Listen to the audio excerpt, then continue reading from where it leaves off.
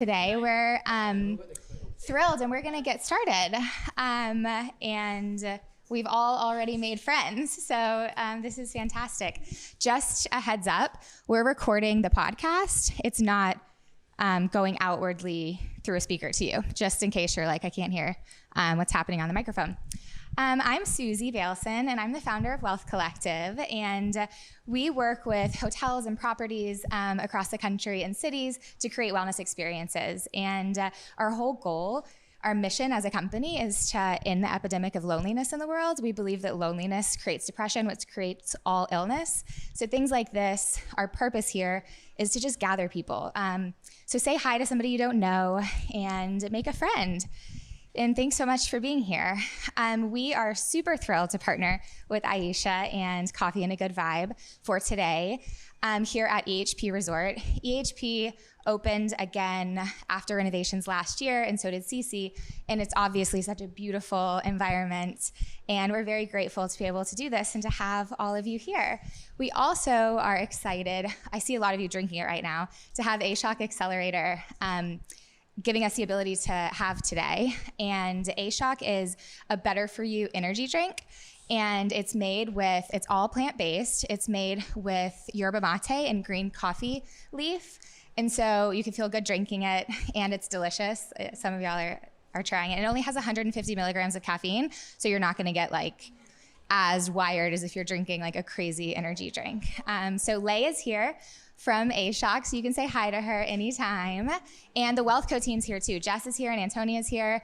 So if you have any questions or need anything, let us know. Without further ado, again, we're so excited to be here with Aisha. She has created something really special with her Coffee and a Good Vibe platform, and we hope this is the first of many.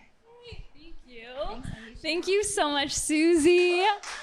Hello, everyone. First off, I just want to say thank you so much for being here today. We are equally as excited and grateful to be hosting this first Coffee and a Good Vibe Hamptons event with Wealthco. For those of you who do not know me, my name is Aisha Sarah, and I'm the host of Coffee and a Good Vibe.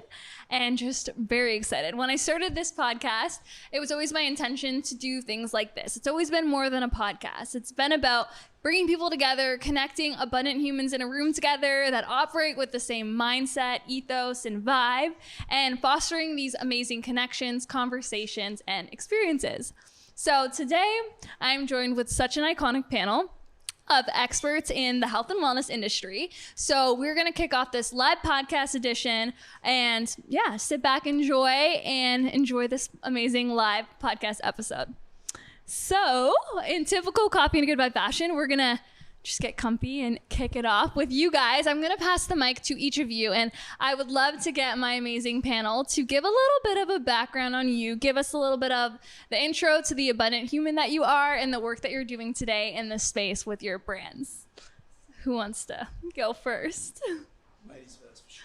Okay, I will go first. My name is Llewellyn. I am the co-founder of Bloom Nutrition, which is a supplement company for women. My co-founder is my husband in the back. Our best-selling product is our greens. I also have a fitness app, and I make wellness and fitness content. Solid. All right. Love that. Thanks, Alyssa. Hi, my name's Alyssa. I am in the influencer content creation space. I'm from Canada, moved to LA about 6 years ago, and really do focus on wellness. That's where my passion is, but of course share everything from beauty, lifestyle. I'm really stoked to be here. Awesome. And my name's Dan Churchill. I'm a chef. I have a podcast called The Epic Table, and I every day live to help everyone eat what I call eat like a legend. So that's essentially what we do. I have a restaurant in New York City and a product now that is also helping people eat more plants. So that's I'm a big fan of what Aisha's doing, and proud to be here as a non-American on a panel of non-Americans doing awesome stuff in America. So stoked to be here. I know, like find a panel that's like no one here's From the States. We love it.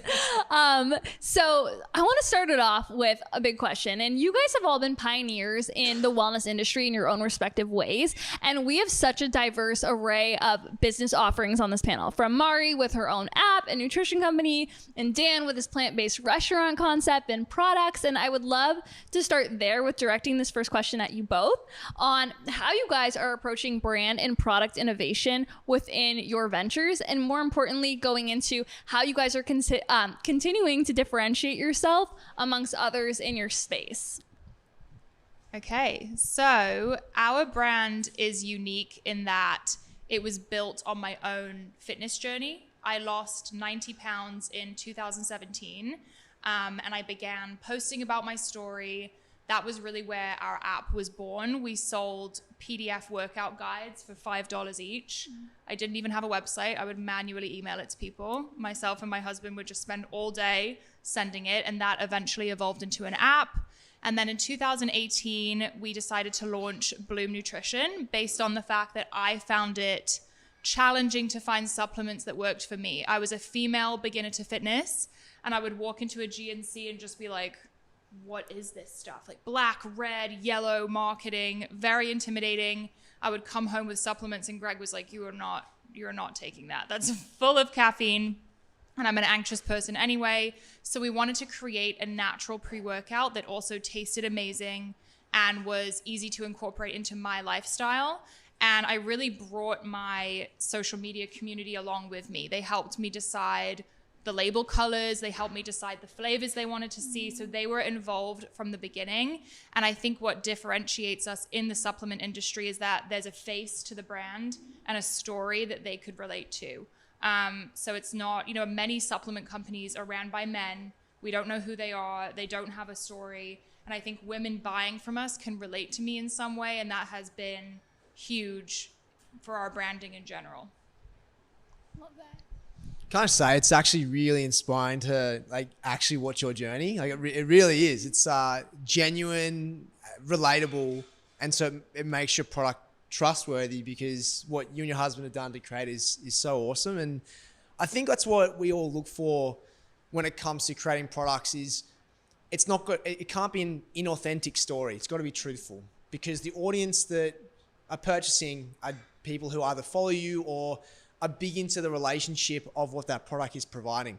So when I started, I work with athletes one-on-one, one-on-many, and I work with everyday individuals as well on how to improve their performance through food.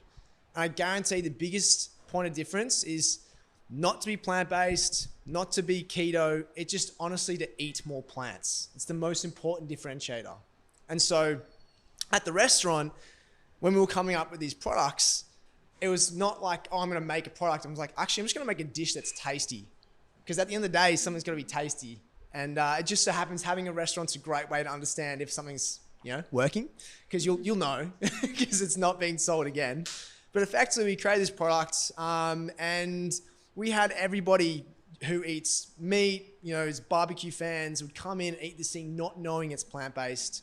And that's the journey started for us with that. And the big core value to us in our industry is there's a lot of products out there in the plant-based category, frozen, shelf stable, whatever it is, and they're not made. They're almost like they're not meat as opposed to being plant-based. Because in my eyes, plant-based means it's actually made from real ingredients. If you pick up our product, you'll be able to pronounce every single ingredient on our product.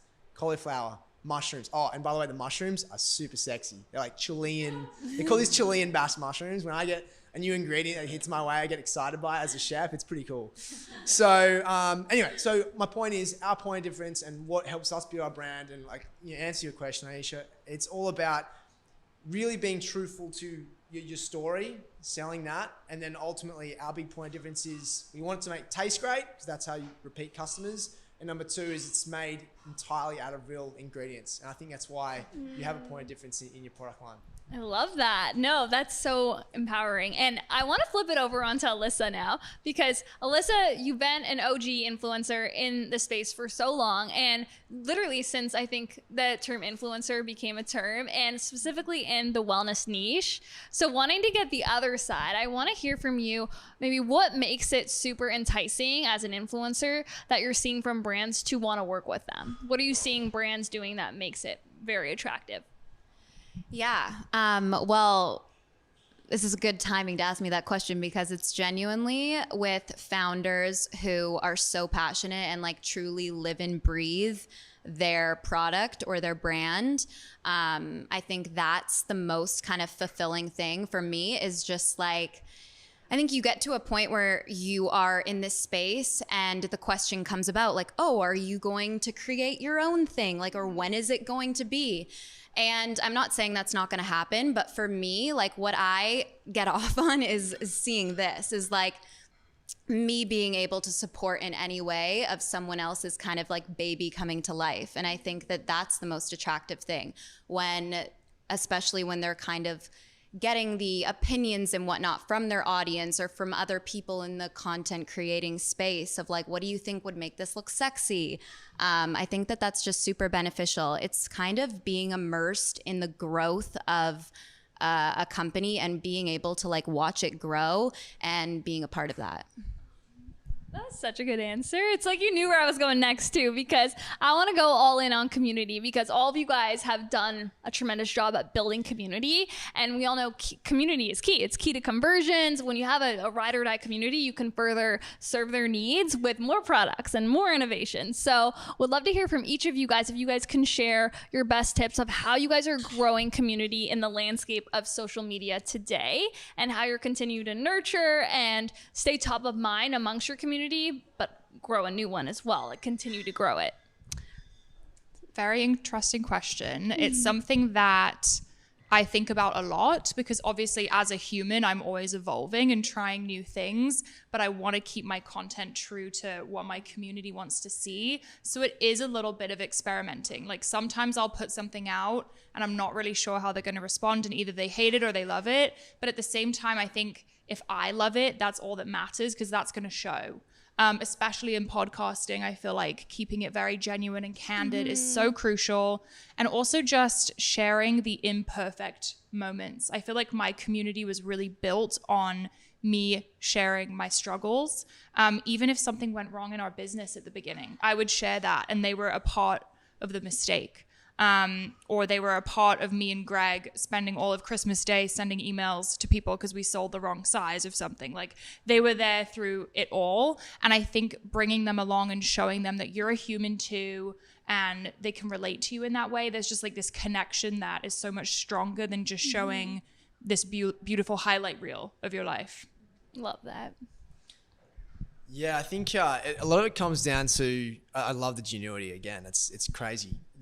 For me, it's planning is really important, and forecasting what you think it would be. So, for example, my team and I, we have different buckets, and what we look at is podcast. You've got newsletter. You've got maybe a topic, and your topic will feed down into your respective different areas of short form versus long form. And then the question is it retention or is it acquisition? So, are you trying to retain your community, or are you trying to acquire more community members? And some of those key elements can be both. A lot of short form content is a lot about acquiring, right? Because you're getting people through feed, Explorer pages, TikTok, etc. But then things like podcasts and your website and all those kind of things are a great way to retain and make them feel part of a community. And I think they're really important to do both. So what we do is we look at, okay, what's our topic? How are we going to acquire? How are we going to retain?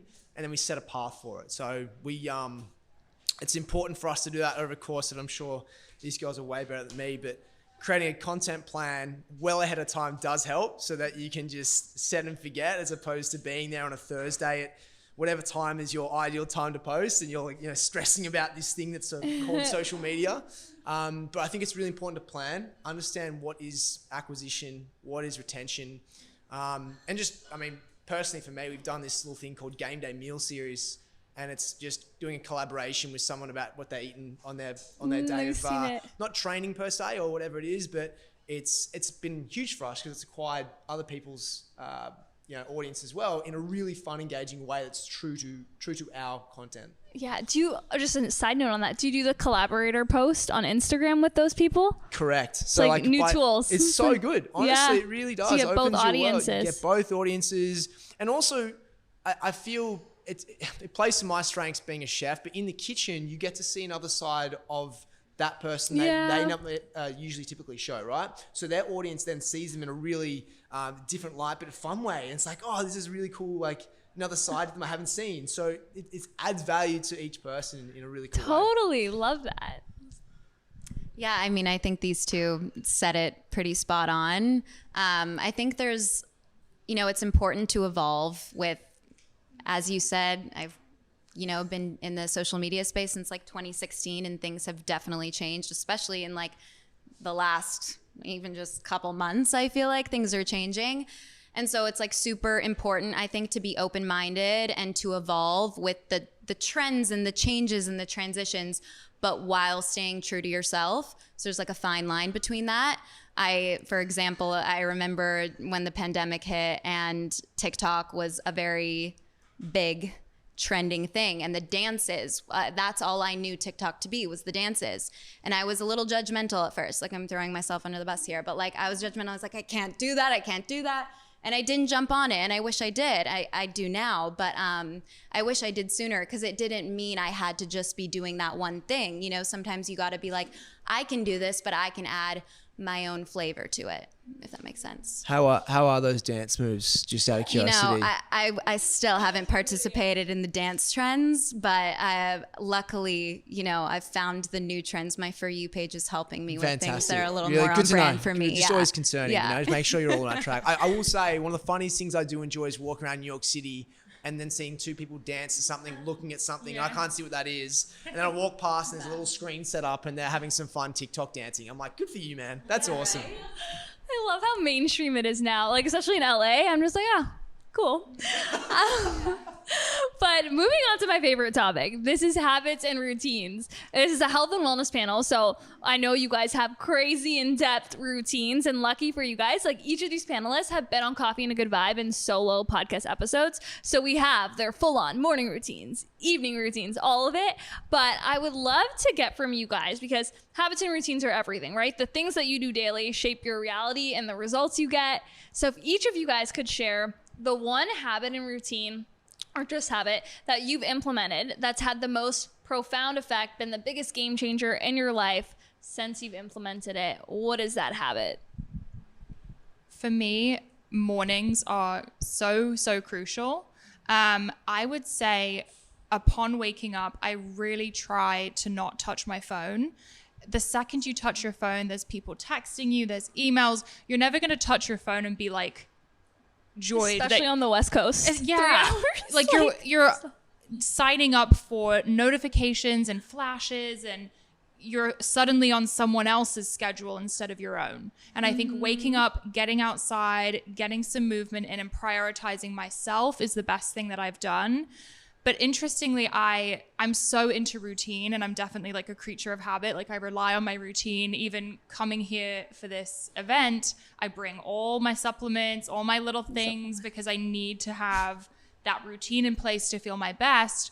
But lately I've been working on adding a little bit of flexibility, because I think it is possible to get too reliant on your routine and too stuck. And you forget to keep an open mind with things. So like trying new workouts, trying new things is okay too. I think just checking the buckets of movement, getting outside, and something for me, as long as it's within that realm, I'm happy.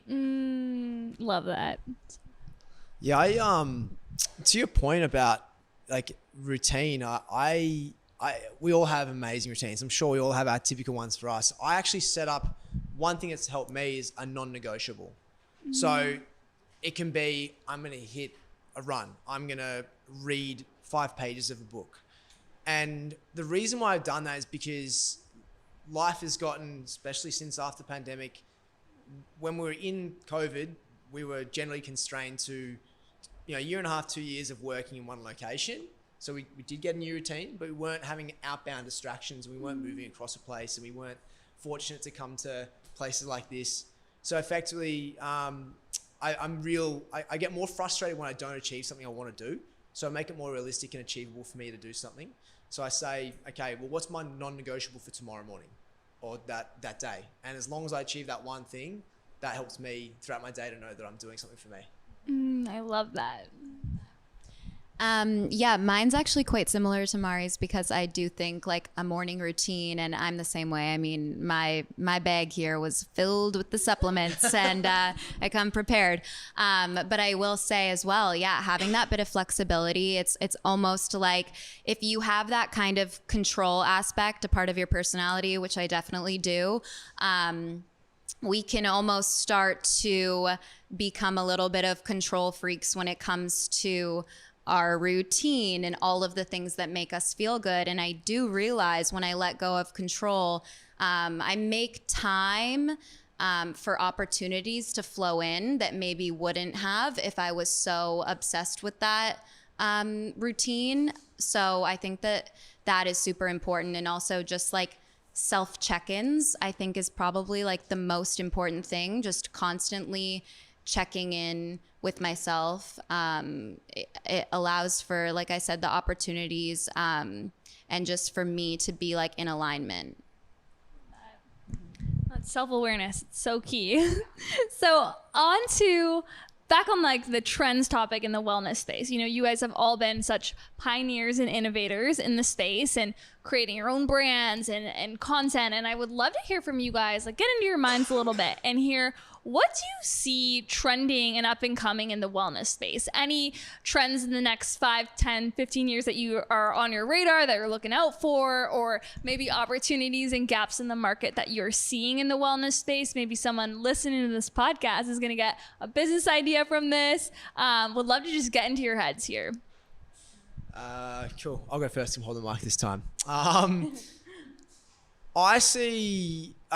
I do a lot of research. I read a lot of research. Sorry. And I'm so fascinated by data. I think every year we get more data, more specifics, more information on topics we didn't previously understand. We now have things like Levels, Zoe, all these amazing wearable technologies, continuous glucose monitors, you name it.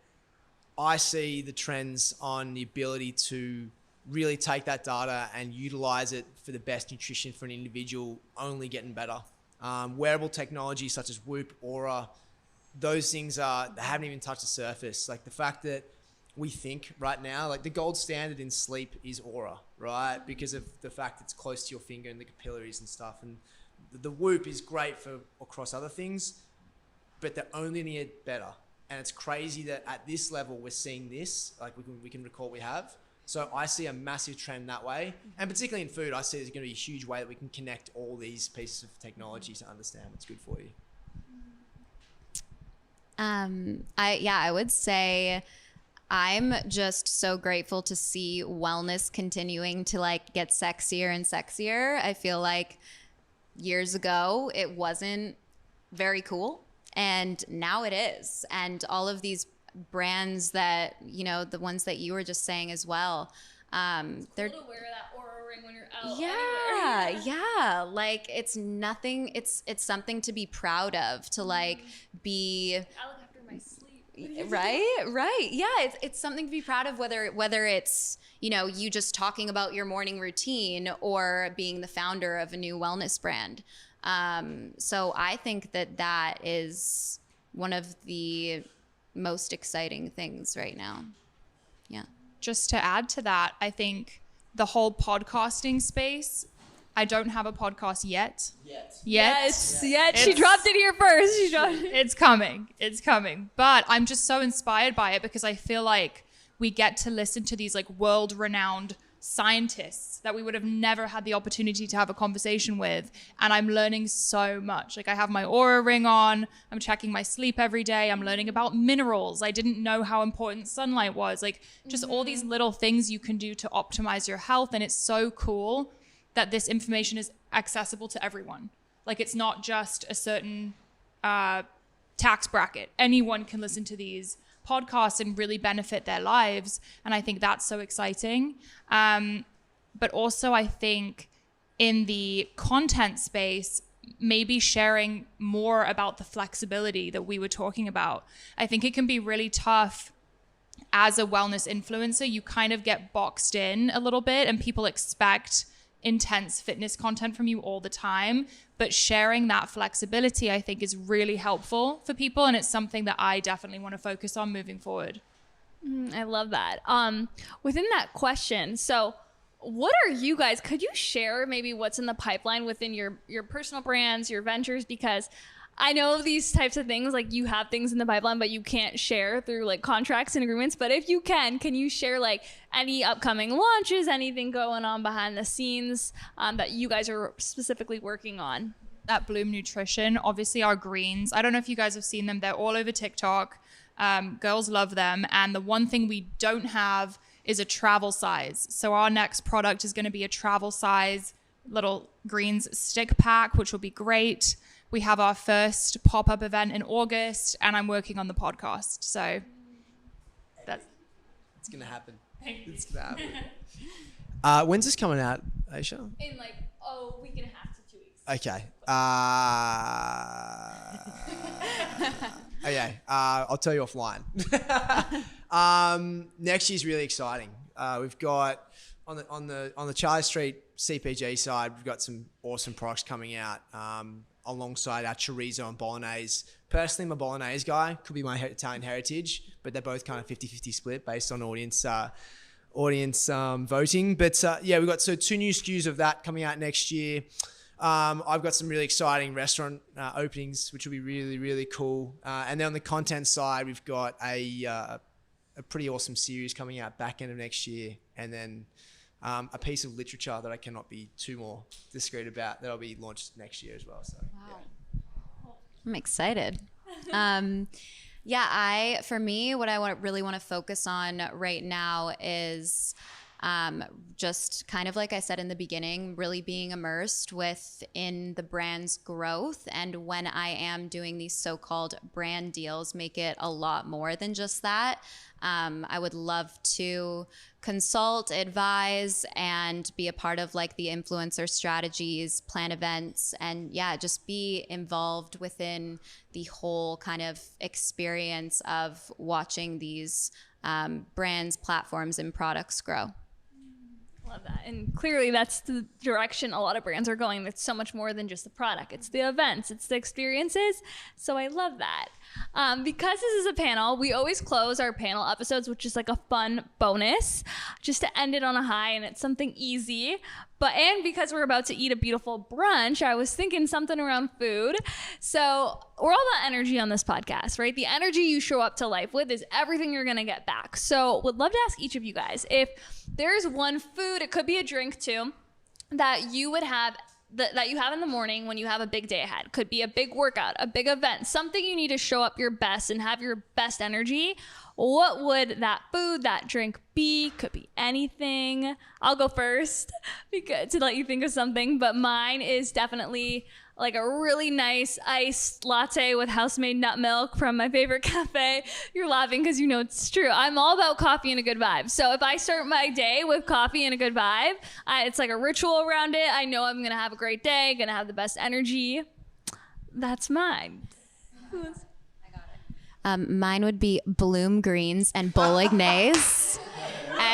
and bolognese with the Alyssa, this is so unexpected. Exactly. But I will say I have yet to try the bolognese, but I really am excited. But I really am obsessed with the greens. I truly, when I do take it, when I do remember, and it needs to become more ingrained in my head, feel amazing.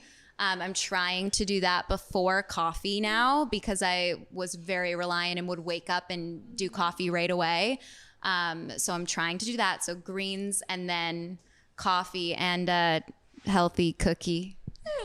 Love her healthy cookie recommendations. And I have to say, Alyssa makes such beautiful content. She is like the best I influencer. get all my food recos from her. Yes, I get all my snacks ideas from Alyssa, and she just makes beautiful content.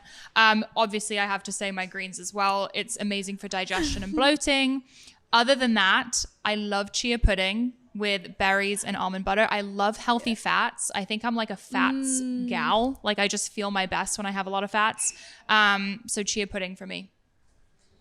Yeah, I love a good chia pudding. But I need to try a restaurant too. Yeah, so this dish on the menu came out just because it's something I had every single day for 15 years. Wow. It is my PB&J oatmeal. So we've got a beautiful cinnamon maple base, homemade house PB, literally just PB roasted, blended until it's nice and like creamy. Then we've got this, we change our jam, but right now it's a raspberry jam. So it's just all it is raspberries in a pot, reduced down because raspberries have natural pectins, so they get jammy in themselves. Toasted walnuts, little squeeze of maple on top. And it comes with a smile, so it's a pretty good recce to start your day. Where's the location? Where's Charley Street So if you guys are in located? New York City, come check us out, Charley Street down in Nolita. Specifically, it's 41 Kenmare Street, but just you can look it up on Instagram, Google Maps, all those things we now have technology for. So we're good. That sounds way better than Do they Postmates here? Yeah. I love this. Well, guys, that concludes our live podcast panel. First off, I just want to thank my amazing panel for coming out here. Mari and Alyssa flew in from LA. Dan definitely came a trek over out to the Hamptons. So we are so grateful. And we are not only like this episode will be posted on Coffee and a Good Vibe, but all their solo episodes where you can just hear them for an hour behind the mic.